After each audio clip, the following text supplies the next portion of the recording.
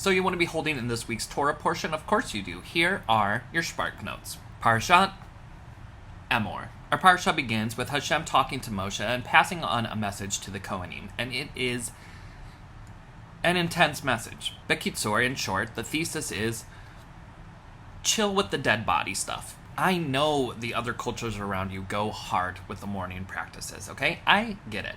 But you need to keep it together because you are the ones who go into my inner sanctuary. You go into the holiest places in all of the world, and I cannot have my inner sanctum messed up with all of that mishigas. So what does that mean? It means don't touch a dead body. It means when someone dies, don't shave your head. It means when someone dies, don't cut off the corners of your beard. And it means when someone dies, don't tattoo yourself and put scars all around your body. It's all a bit overdramatic. And yes, I'm aware we just talked about tattoos, and I promise that we will do a different video about tattoos in Judaism because, as you might have gathered from the context that we just read, there is a little bit more nuance to the issue of tattoos than we give it credit for. And it's definitely completely different than what your bubby told you after you ruined Passover Seder 3 years ago when you showed off your new ink. But that is a video for another time. Back to the parasha.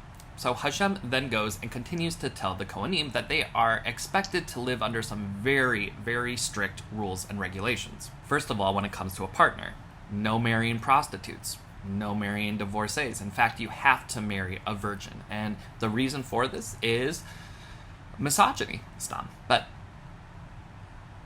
kinda.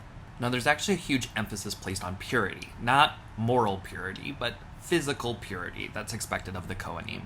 And that's a little bit complicated, but it's not a judgment. It's not saying that pure is good and impure is bad. It's more saying that pure has to do with divine things and impure has to do with human things. And so the ideas of things like touching a dead body or things that are the opposite of death, things like life, like sex, procreation, childbirth, menstruation, all of these things are linked to things that are very mortal and therefore become problematic when approaching God's divinity. And the question of purity then becomes vital to God's presence in our world in general. And God takes the profanation of God's name very seriously to a point where he'll bail. He says that he's going to bail. Like, no more living in the Israelite camp, no more miracles, no more chosenness, no nothing. He's out. So, keep it pure, priests. Our parasha then shifts from holy bodies to holy time.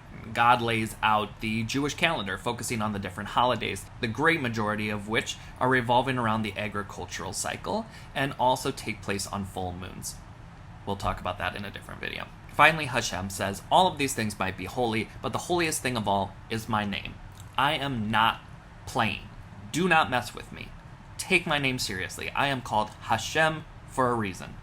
Don't play. And of course, because we're talking about Jews here, someone has to be stubborn and go against everything that God is saying. So we have some case law, which happens in our parasha that one person who is considered to be a son of an Israelite woman takes God's name in vain. We're not entirely sure what that looks like, but seems to use God's name in a non-sacred way, in a profane sense. And what happens? He's stoned to death. F-A-F-O. And that is Parashat Emor. The rest is commentary. Go and learn.